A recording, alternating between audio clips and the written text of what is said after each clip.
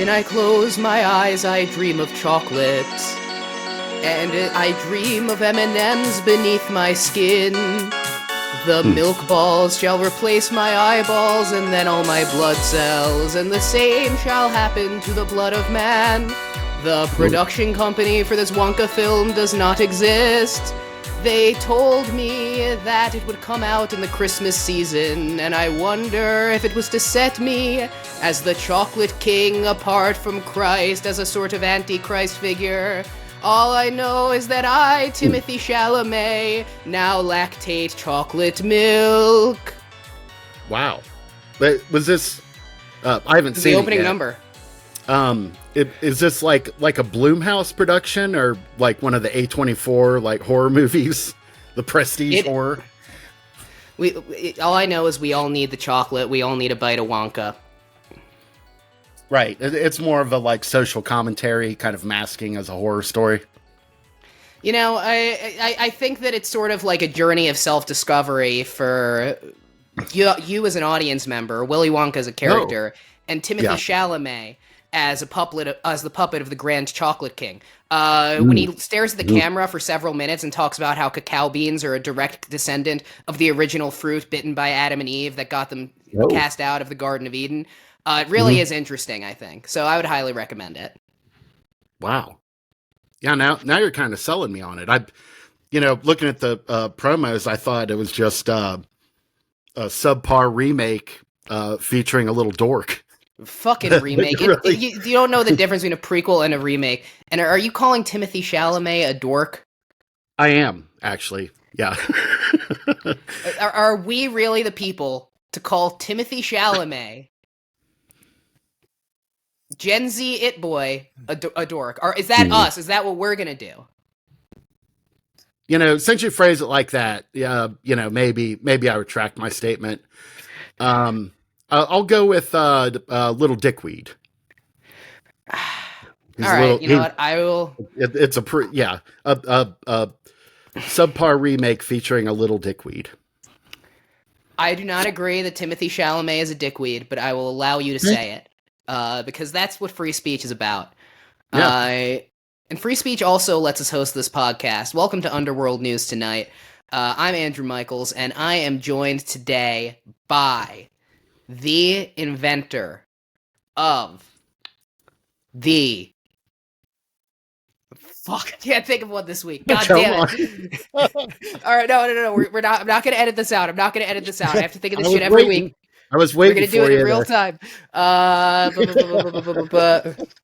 I could see the wheels turning.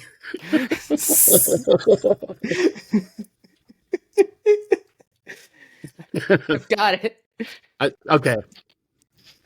Today, we are joined by the original elf on a shelf, who's placed in a house with nobody in it, and has thus lived a sort of perverted simulacra of a human life, knowing full well that there is a deep hollowness inside of him, Jason Strong. And of course, I'm Andrew Michaels. Yeah, the permanent purgatory. That actually, I feel like you sort of saved it. That one is pretty good. Thank you. It's not easy. It's not hard either, but it's not easy. Yeah. Man. Anyway, I'm Andrew Michaels. That's Jason Strong, whatever the fuck I just said. This is Underworld News Tonight. Yeah. We cover the weird, wacky, and wild news of the week. And this is coming out on Christmas. Merry Christmas, anyone. Jason, what are you going to be doing when this comes out? It's going to be Christmas morning, or maybe Christmas Eve night. I'm actually, my neighbor invited me out for a meal of Indian food, and then we might go see Willy the Wonka movie. Amazing. No, I'm doing Chinese food, and then I'm trying to see that Adam Driver Ferrari movie. What's the Adam Driver Ferrari movie? It's Adam Driver as Enzo Ferrari. Yeah, the guy who he made the Ferrari cars. He was kind of a lunatic who killed all of his test drivers in his insane cars. Played by Adam Driver, doing an Italian accent. So we're gonna see how that is. But We don't do look movie forward to a reviews on this report. show. No. Except, Except for the last 2 episodes. The notable exception of Wonka, I guess. The notable exception of when a new American classic comes out, then we do it. But otherwise, we do not. You know, this is our 13th episode coming out right now. Mm-hmm. A non-milestone for most podcasts, including our own, other than the fact that we're coming full circle. Do you remember what the first thing we ever talked about is, Jason, on this show? Dear Lord, why are we wasting our time with this? I believe our first story, it was Bigfoot mating season. Bigfoot mating season or breeding season, depending on how you call it. We listened to an expert YouTube video by a guy whose name I remember. Yeah. They're all the same. It's Sasquatch Theory. This one was Sasquatch Theory. Talking about how the summer is the Bigfoot breeding season. I think he meant mating because I don't think, we went over this. There's no Bigfoot husbandry happening. Right. Jason, and if that's true. Also, didn't we come down, wouldn't this be Sasquatch mating season? That's right. Yes, we are. Well, I fucked it up. So I was completely off base with what our first episode was.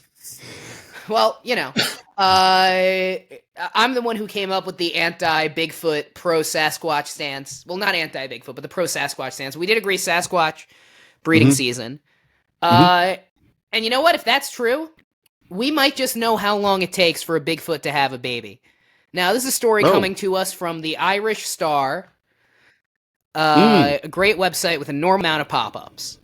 Now, this is a picture that was taken in the woodland area of Beacon, New York. And the story, by the way, this was a story. We were trying to get better at saying who wrote our stories. So this story is not just from the Irish Star. It is also written by John O'Sullivan, audience editor. I don't know what that means, but anyway. This is a Bigfoot. So I'm sorry. This is from an Irish news periodical, but the actual event occurred in New York, United States. Yes, I think they have agents deeply embedded in upstate New York, and it's something that demands further study. Yeah. The Irish menace knows no bounds. So this was taken in the woodland area of Beacon, New York. Now, Jason, have you ever been to New York State at all? I have. Yeah, that's right. You went to Woodstock I believe 99. we mentioned previously. Yes. I think that was the only time, but I may have been through there, in a drug-induced haze. Yeah, well, I guess I'm only bringing this up to say that, when I say New York for some of our audience members, this is not New York, grab a slice of pizza by the block, New York. This is, right. This is upstate New York. This is rural, wooded area. This is the middle of fucking nowhere. It's a big state. Right. And Beacon, according to the article, is noted to be a hotspot for such sightings. Because of this, there is a Facebook page dedicated to alleged Sasquatch encounters in the area, which we will be following. And it was on this page where the pictures of the supposed Bigfoot were posted. Now, what's worth noting is that this isn't just a Bigfoot. This has what appears to be, and you have to look very closely. We're going to share this picture. Actually, Jason, I'll show you the picture now. Yeah, please.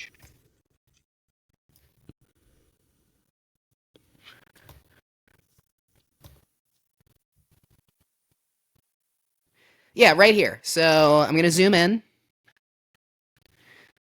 Are you seeing it? No, actually. Oh, I zoomed in too much. That's weird. Okay, wait. Well, yeah, I zoomed in too much. Oh, you can't see the share at all? I can see it now, yeah. I think it takes a moment to connect, maybe. So you're seeing... All right. Well... All right, now, Jason, I just zoomed in on the...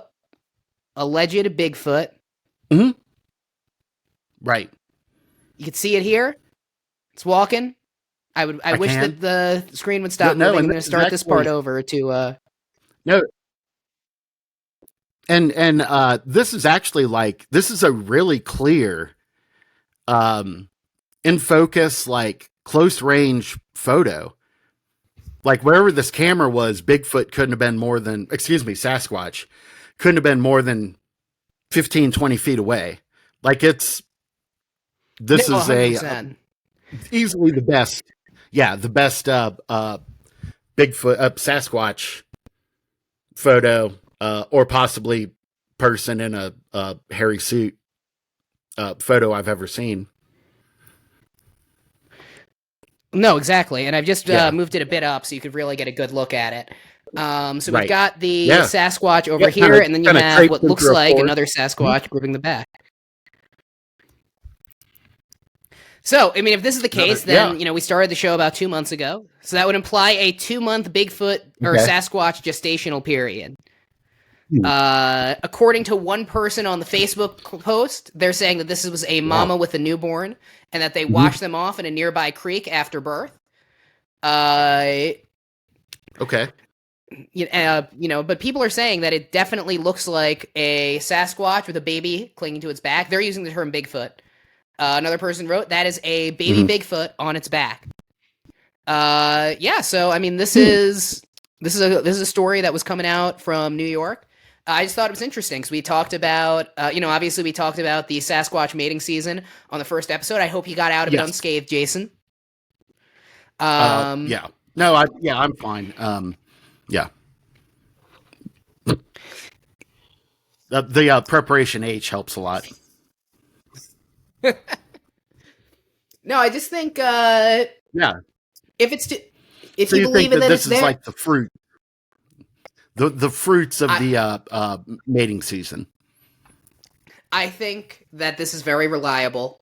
It has to be the fruits of the mating season.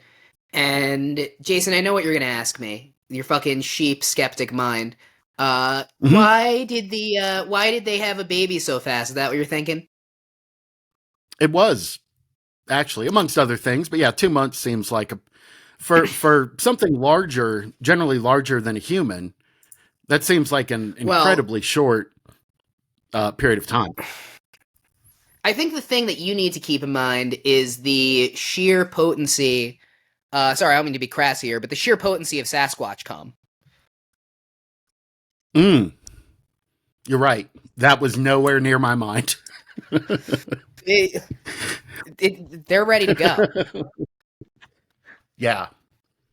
Well, and it's not even that it only took 2 months to like gestate Bigfoot fetus, but if this photo's accurate, the infant Sasquatch has developed sufficiently that it can independently cling to the back of the Sasquatch. Like it's not being, it's not carried like a newborn.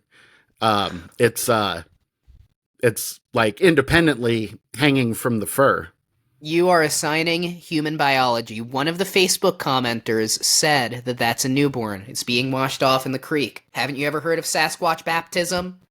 Sasquatch Catholicism? Any of this stuff? Is that all nothing to you? No, it actually is pretty. Are all Sasquatches Catholic? Like, is like what? The ones that don't want to go to hell.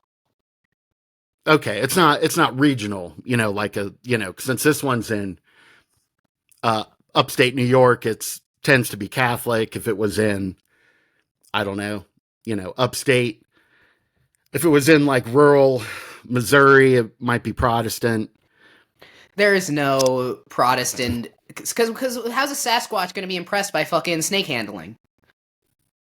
Well, I think Protestantism is a little more than snake handling, but since you bring it up, can you give me a bit of a rundown of the Protestant Revolution, starting with Martin Luther and the however many theses? Yeah.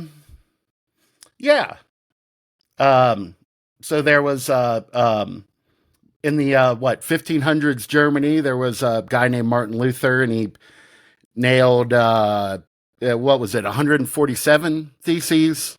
Sounds right to me. And then he went on to be named after civil rights icon Martin Luther King.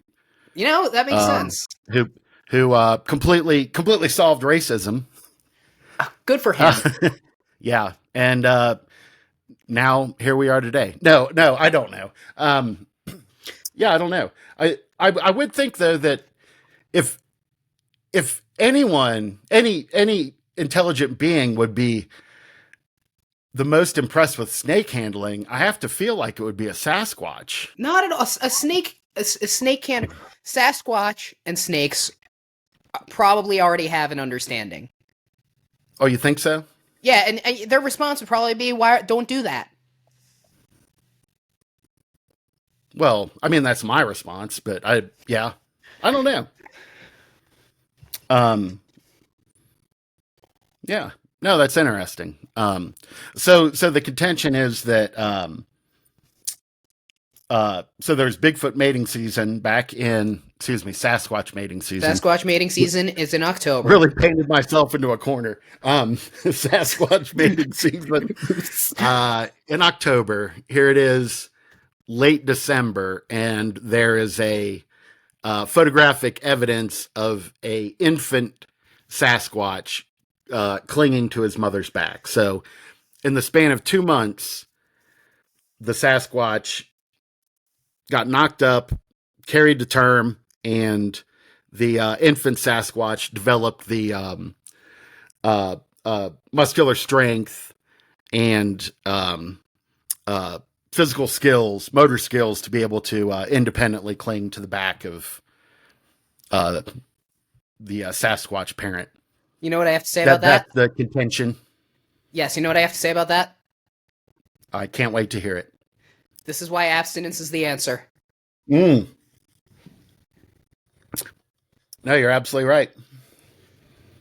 Do you think maybe we need to have? Do you think we need to like initiate some kind of I don't know, government programs that distribute birth control to the Sasquatch populations in our country? I think we need to teach them. Condoms break. Condoms break, Jason. Birth control pills, sometimes they're actually nicotine gum. I think. What you gotta do is just not have sex. Yeah. Take it from me, a podcast host. Right. I know all about not having sex. Damn it. I lost my train of thought. It probably wasn't important. Everything you have to say is important. And you know what else is important? It's something that I should say now before we get to our next story, which you're going to present. We have merch coming out very, very soon. And you guys, if you're interested, can not only buy it at underworldnewstonight.com, and stay tuned for when it's up. We'll also let you know on social media. You can also get yourselves a free hat. All you have to do is share this show on social media with a link to the show on your listening platform of choice. Tag us and email the screenshot to underworldnewstonight@gmail.com. Once again, that is underworldnewstonight@gmail.com. We'll put you into a raffle, and, equal chance for everybody. Whoever wins gets a free hat. And either way, check out the merch. There's a lot of great designs by Jason. Yeah. Yeah. No, it was a lot of fun. Yeah. Go ahead and share, and you have a chance to win a Underworld News Tonight. What, bowler hat? Is that where we landed? Did we say? I thought we said like a snapback. Oh, okay. You know what? Actually, you know what I'll say. I could put the design on whatever. No, I could put the design on whatever. So I could do a bowler hat, a bucket hat, a snapback, and a beanie, or like the 3 broad categories, and like all the different types of those various hats. So what you guys should do is in the comments especially if you're listening on Spotify, let us know and reply to this episode, what type of hat do you most want from us? And we'll take that into account. Yeah. Yeah, we'll take it into account. Yeah. We'll consider it. We'll consider it. We'll consider what our potential customers might want. Right. But you know what? The fucking podcast host is always right. That's why he's running a business. That's right. That makes no money. Right. We're entrepreneurs. Part of that grind set. Get up every morning. Yeah. Yes. Grinding down our time and souls. resources. As we scour the internet for weird news stories and come across like some of the most horrific shit. I'm a shell of who I used to be before I started this. I had dreams, god damn it. He's only 19. Right. Yeah. Now I was born in 74, but then cryogenically frozen.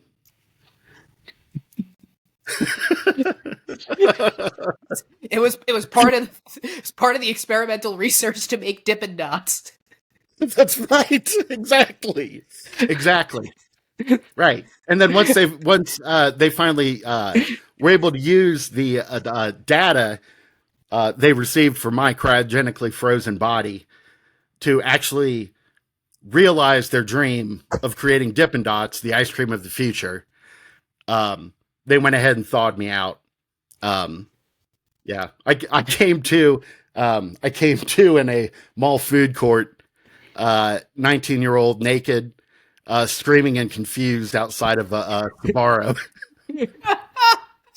Well, we've all been there. Yes, a scene I would reenact through chemicals numerous times since then. Oh man. All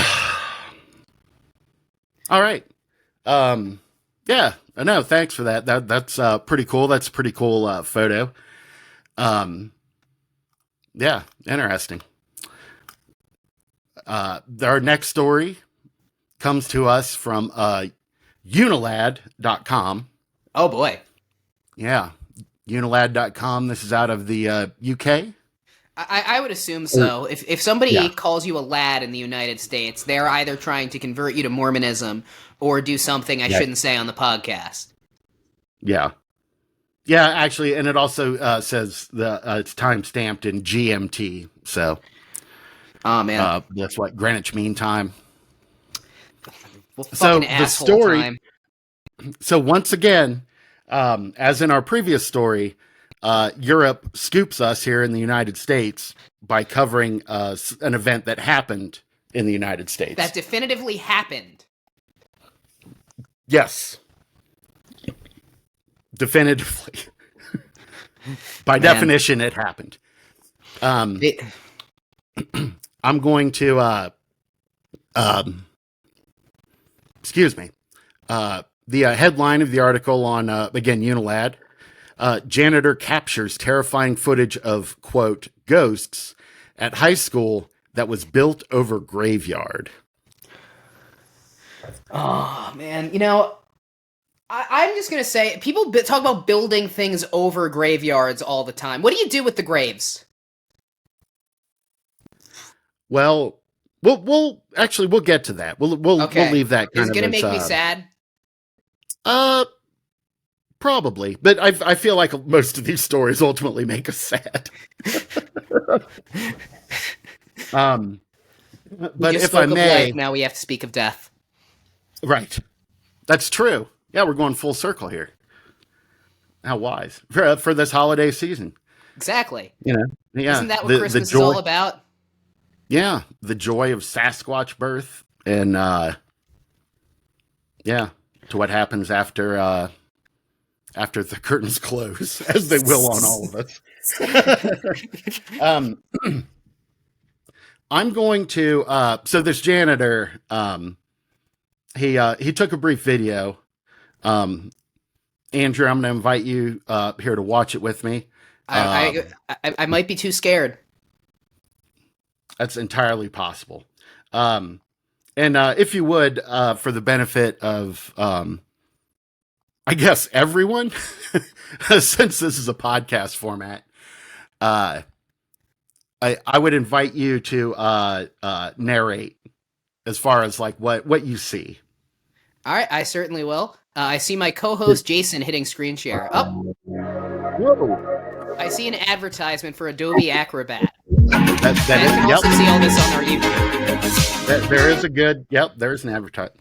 I was in here cleaning up after some students had thrown a party, but What's been freaking me out is this one right here. All right, he's pointing at a red balloon. He's in a room with a bunch of balloons. What I decide to do, it just follows me. And it's like this single red balloon in a dark corner of the room. Mm-hmm. Got you on camera now, so let's just see. The ghost doesn't care if it's on camera. Well, it visibly moved too. It visibly moved towards the janitor. Yeah, that's true. It is starting to move a bit. It seems a bit subtle while the camera's facing it, at least. Right. It becomes more obvious. Yeah, but you can definitely tell it's approaching. Yeah, and the janitor's leaving the classroom. Again, he's leaving. The students had a party. There's a lot of balloons, sort of helium-filled balloons, sort of lazily floating. But they're mostly in winter. Oh, shit. No, it's going through the door. Oh, no. Yeah, it's following him into the hall. Oh, shit. You know, school janitors do make a lot of money, so I will say your job is still worth this. Man, do not pop that fucking balloon. That's the thing you don't want to do. No. It just follows me no matter what. Now watch the doors at the end. End of the hall. Ooh. All right. No, I can't. Did you catch it? No, I didn't see it. It just fell over, though, it looks like. No. So, let me... Can you rewind to it? I can. After another ad. Sorry, I'm not paying for any of it. Yeah, you know, papers can be really difficult, guys. The this is not. Oh, this is... No, this is inappropriate. I'm the scariest thing of all. Yeah. Almost porn. This was also on Unilad. I guess describe it. Actually, it was my independent search. That was a different tab. Pay no attention. All right, here I'll skip to the end. You can cut this out or whatever if you want, but see how funny it is.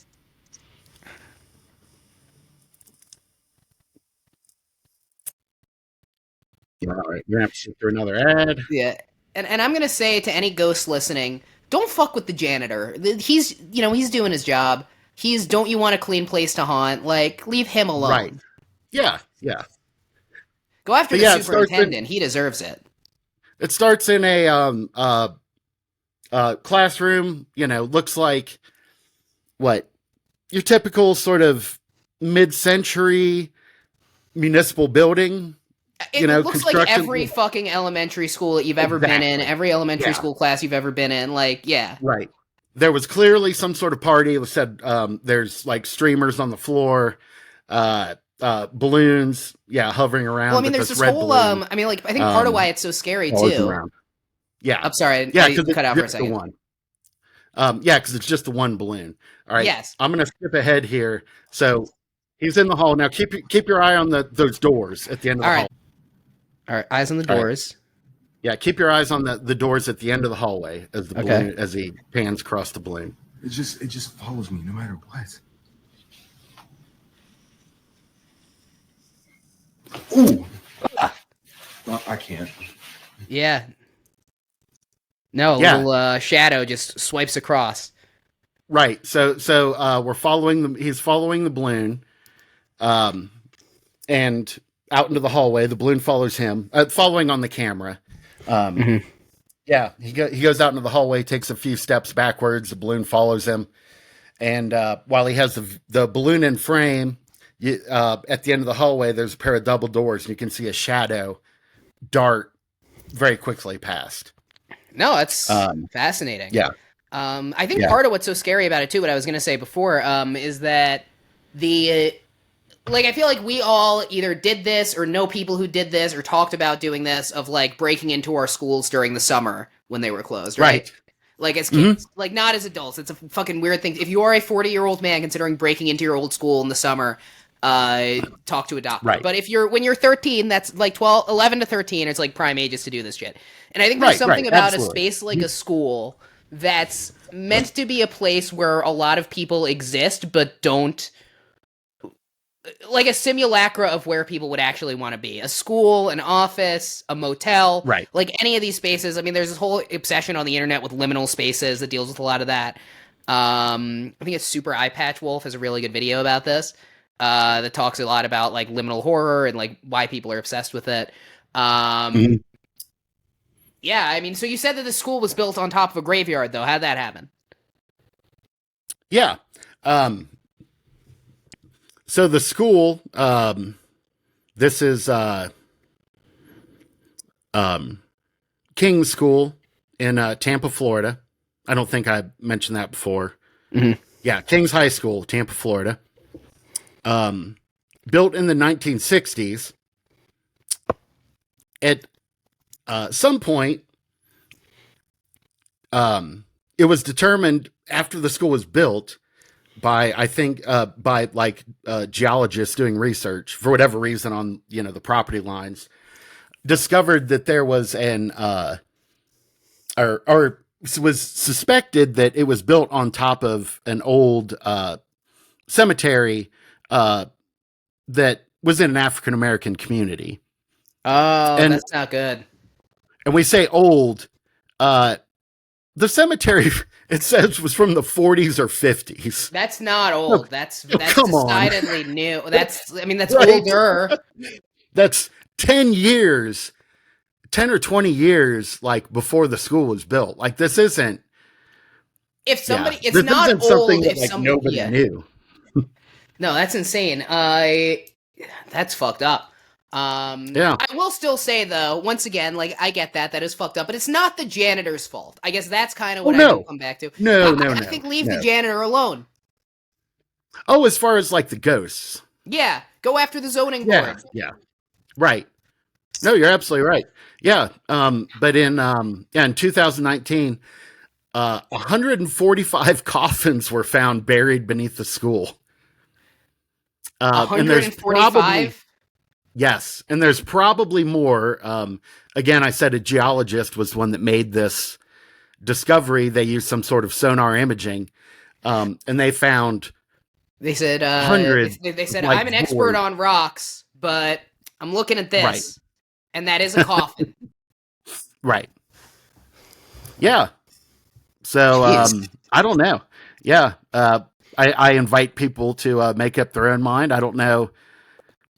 You know, not to be the skeptic, but obviously there's a lot of ways that someone can rig moving a balloon for the purposes of a video. But You think it someone is would super fake creepy. a ghost on the internet?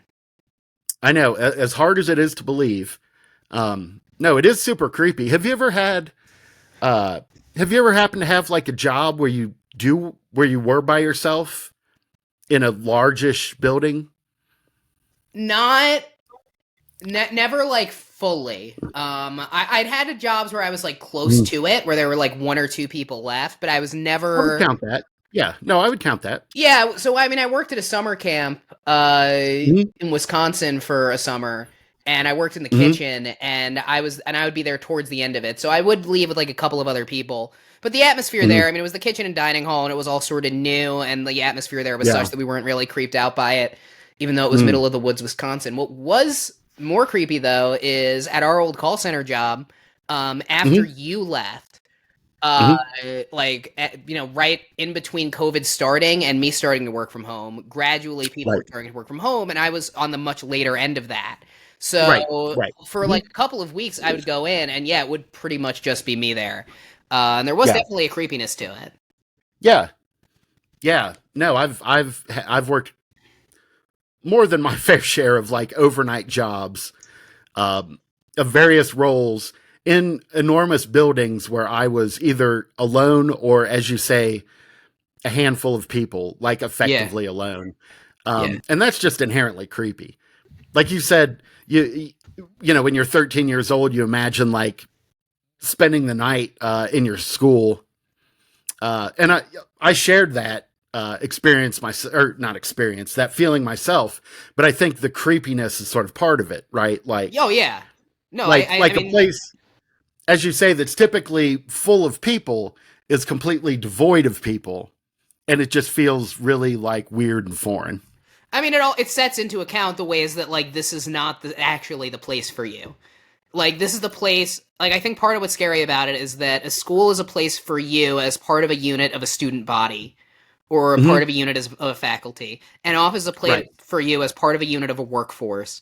A motel is a place for you as part of the unit of of even somebody staying at the motel, of whatever the fuck that's called, guest. But it throws into focus when you're the only person there that you're actually not meant to be there, and the only way to be there is to sublimate a part of yourself. So what happens, supernaturally and sort of psychologically, when you're there totally solo? Yeah. When you are what's out of place. It is very spooky. And whether or not it's real, this guy made something good and scary and entertaining. That threw into account, something about history that we all should know. So maybe that is real. Yeah, so Christmas time. Here's a segue for you, Jason. You ever watch the Yule Log channel? I have, actually. Like on YouTube? YouTube, it's on TVs. It used to, it used to be. So I think it's on TVs with cable, right? I think you're right. Watch is a generous term, but have had on. I don't understand it. I don't understand why you'd want to pretend there was a fucking Yule log or a window that there's not. Well, in my personal case, pretending there's a window there's not. In my personal case, it's because my house doesn't have a fireplace, and last time I had a Yule log, the fire department was unhappy. No, I understand that, but why do you want to pretend there's a Yule log? Yeah, I don't know. It kind of sets the mood, I guess. Well, you know what? In terms of setting the mood, you got to be careful, because those Yule logs can go snap, especially around Christmas time. This is from a real newspaper, The Guardian, written by Linda Geddes, the science correspondent. That's right, we're talking some real science here. Risk of penile fractures rises at Christmas, doctors find. They suspect that euphoria and the intimacy of the season may be behind the spike in cases.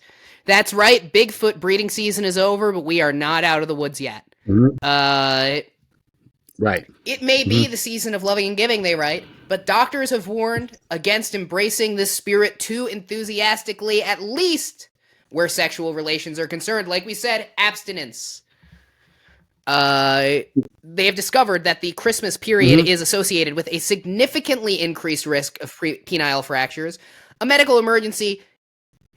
Can you guess what a penile fracture is, Jason? They do explain it.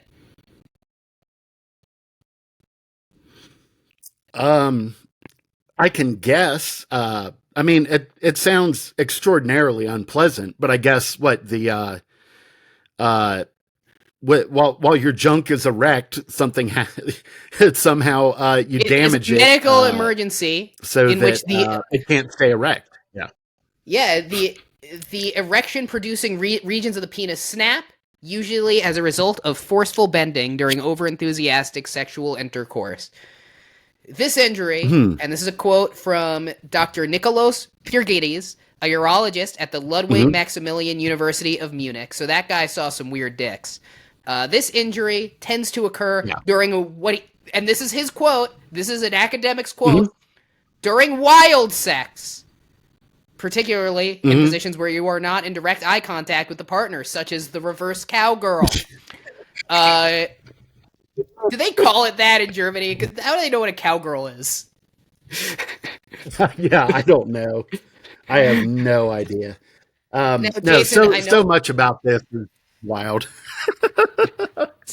First of all, I didn't know. I mean, I knew, okay, so so if you're 12 years old, you call it a boner, but there's no bone, right? Like it's like a spongy. Jason, no, there's not a penis. You don't have a penis bone. Yes, it's a vein. Right. But it becomes engorged with blood, which is what makes it stiff. So when you're saying breaking it. It's just, sorry, what? I have more information for you on that. The fractures. Oh, I'm sorry. Yeah, often, I'm getting ahead. Fractures. Yeah, fracture it. Yeah, please. Fractures are often heralded by an audible crack, followed by severe pain, rapid loss of erection, and severe swelling and bruising. Dr. Pergides says that when patients present to the doctor their penis, this needs to be read in a German accent. When patients present to their doctor their penis, often looks like an eggplant. Oh, no. I don't like anything about this. An audible snap. An audible crack, I think they said. Did they say crack or snap? An audible crack. I don't know.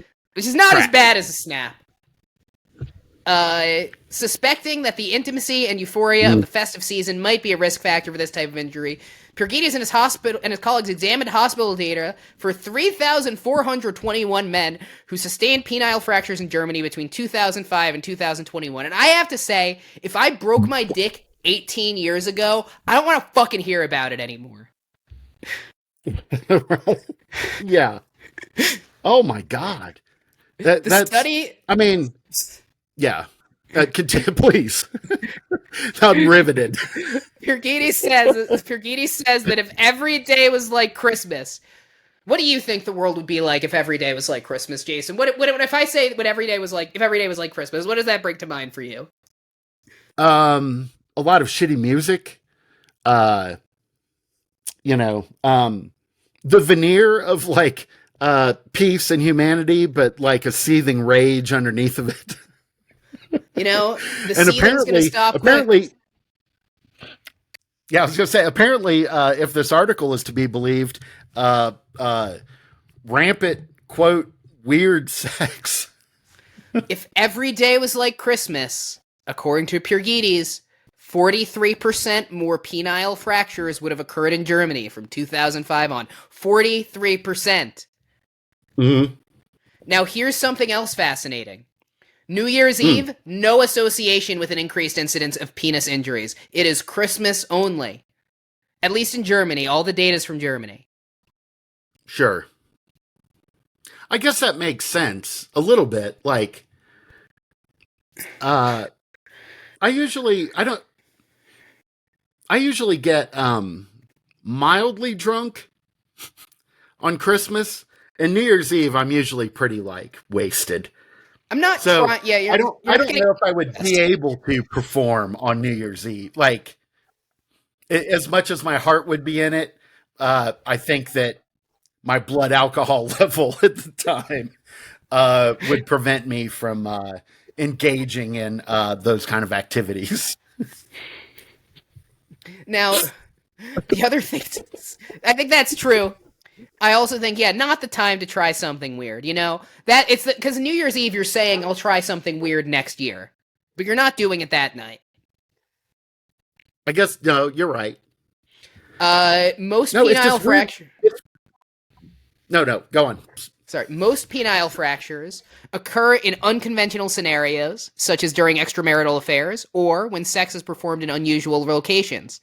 And that such scenarios are more likely when men were approaching midlife. Sadly, Pergides does not give an example of what unusual locations he means, but I'm assuming he means cars. So in midlife? In midlife, yeah, it's not a young man's wound, Jason. Right, but I definitely had sex in cars much more often than I did as a teenager. Oh, so maybe it's not cars. Than I did what's the weird location you have sex in now? Man, I don't know. Should it? Probably the weirdest in the last. Keep in mind, it is Jesus' birthday. Right. Well, this wasn't during Christmas. Okay. But I had sex in a skate park shower. Standing up. That's actually fucking disgusting. That is like genuinely really gross. Thanks for sharing. Yeah. Anyway, if it does The happen, facility was pretty new. Yeah, it was pretty clean, but yeah. well, okay. I don't know what to do with that information. I don't know why I asked. If it does happen, I don't know why you asked either. now, Jason, you are much more at risk Yeah. of breaking your dick than me. It's Right, an old apparently man's so. injury. If it does happen, Yeah. I know you're thinking, I'm just going to bed rest this one, but you should present it to your doctor as an absolute emergency, because otherwise you're going to suffer some long-term complications, which medically are known as eggplant dick. No, I'm glad you told me that, because my inclination, were I to suffer this type of injury, given my like wilderness first aid skills, is to just improvise a splint. Wrap it up, take some Aleve, wash down with beer for a week or two, and That's then after true. that, yeah. Well, After that, I think you could treat it with maybe Bud Light. think about. Yeah. Yeah, I think. No, this is it's not hard to believe. It's what's weird is that it's Christmas. Christmas is the holiday, and not say like Valentine's Day. Something you associate more with fucking. I don't know. Valentine's what are your Day. Give me a rundown of like top 3 fucking holidays. So I guess I will give you a rundown of top 3 fucking holidays, but first I'm going to say the reason for that, I think, is that Valentine's Day you're having romantic sex. No one's breaking their dick during romantic sex. Reverse All right. cowgirl is not a Valentine's Day position, and that's the dick breaking position. Mm-hmm.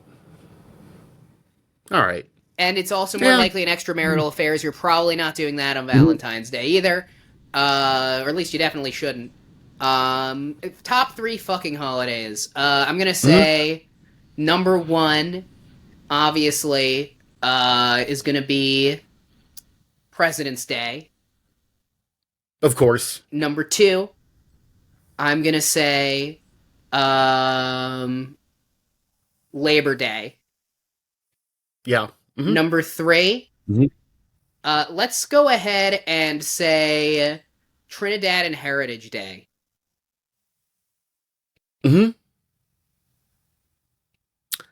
Yeah. I would agree with those. I would maybe put Arbor Day in there. That seems like kind of that's for the environment. That's for the environment, Gotcha. Jason. You sick fuck. Oh, sorry, that's the day you fuck a tree. Exactly. What do you think the squirrels made those holes for? But what also struck me as you were reading this, or relating this article, the repeated use of euphoria, right? Like because of the holiday and people's euphoria. I'm wondering, that has to be like a weird German translation, right? Like, would you Well, it's a British paper. I don't know. Like, it's a British newspaper, Right. and the British Academy of Physicians. I don't know. I think it's fair to say. I think they're using it like a bit dramatically, but I think people are in better spirits during. Like, people who like Christmas are in very good spirits during the Christmas season. I think it's fair to call that a type of euphoria. I guess often so. feel a type of euphoria around Passover. I think it's fair to say that, right? Like, Okay. All right. No, yeah. I mean, it just seemed like since it's weird because the word euphoria came up numerous times. Yeah. Like, it came up once. Yeah. Okay. It came up It does like seem a several bit times. of a writer, like, putting that word down and being like, this is good. Right. Like, I think of like something, when I hear euphoria, I think of something like drug induced or just so wondrous and a state of like such, I don't know, general happiness. Like, it just, the word euphoria. You mean the seems way to people feel overflow. listening to us every week? Yeah, right.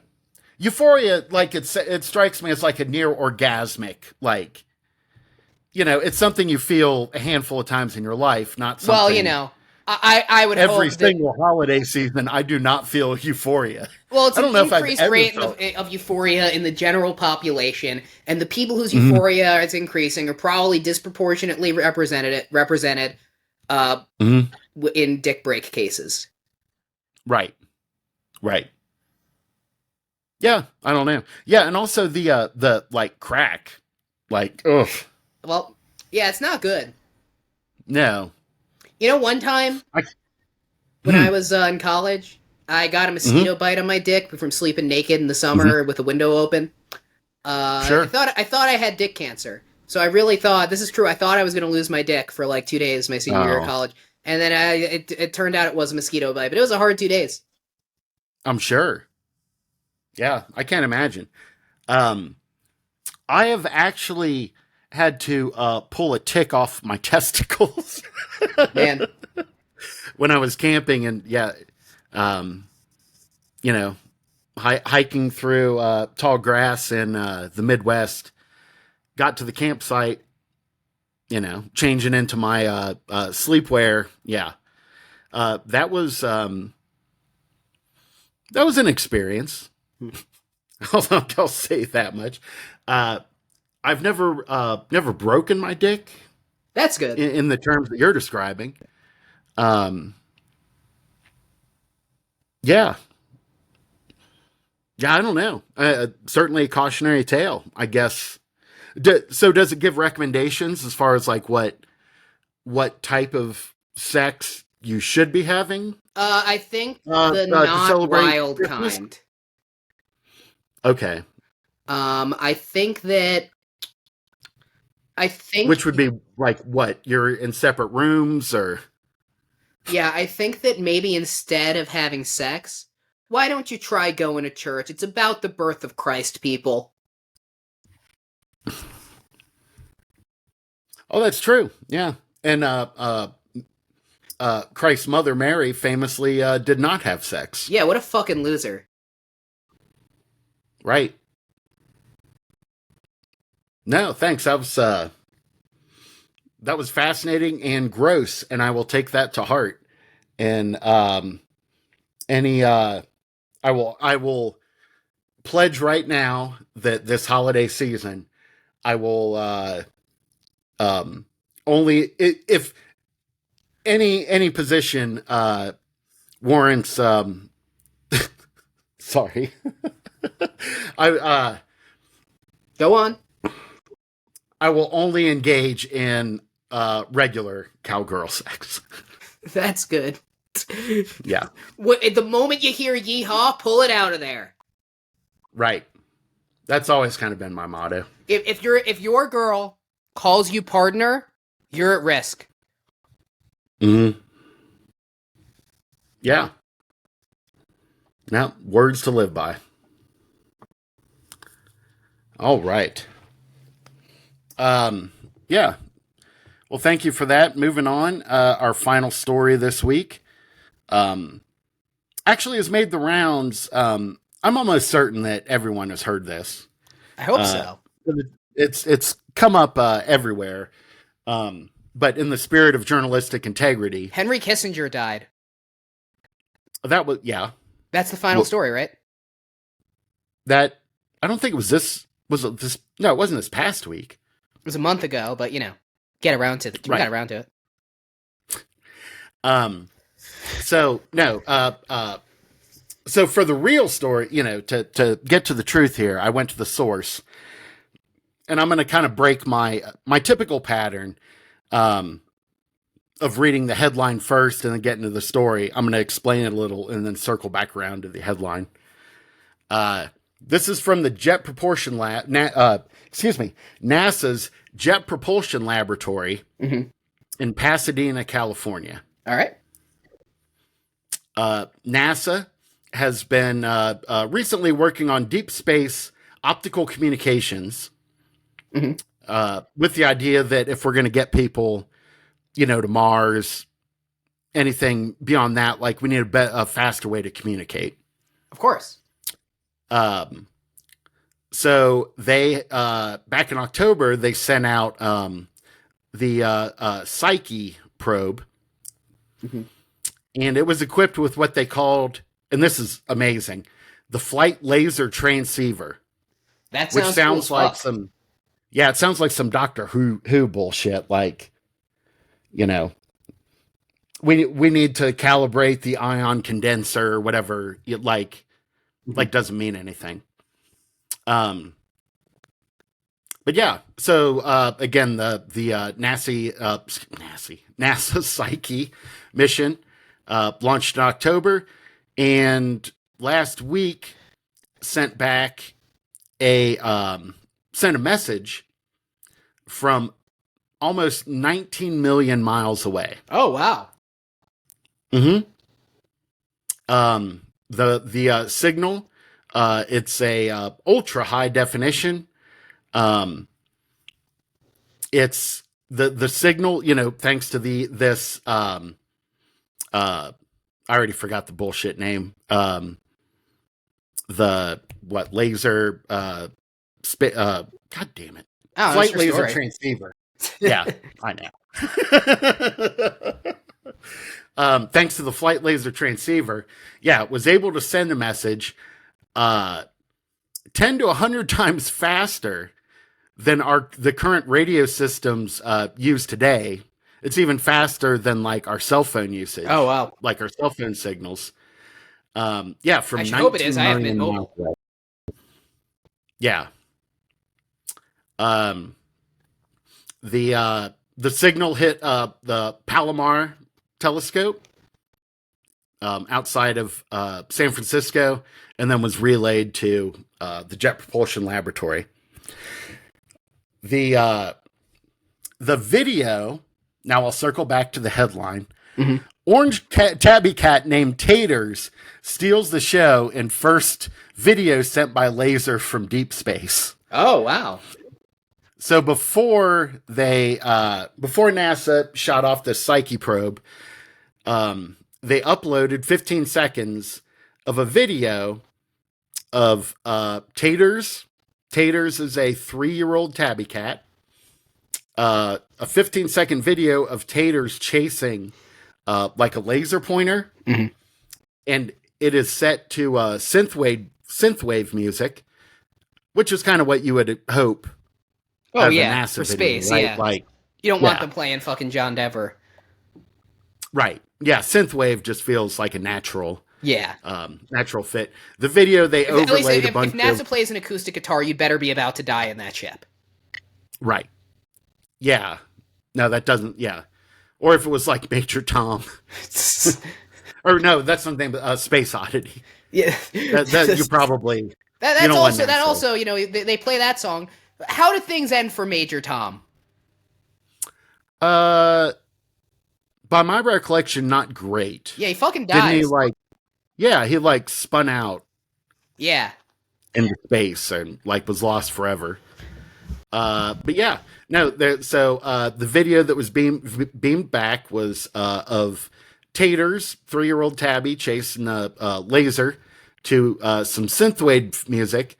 There's kind of a video gamey HUD, heads up display overlaid over the video that shows things like the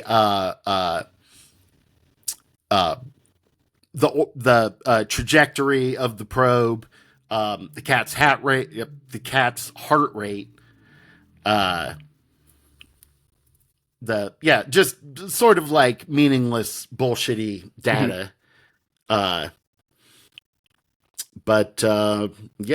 So Taters the cat joins the pantheon of animals who've contributed to the United States space program. Well, I think that this was an easier contribution than some of the others had. Very much so.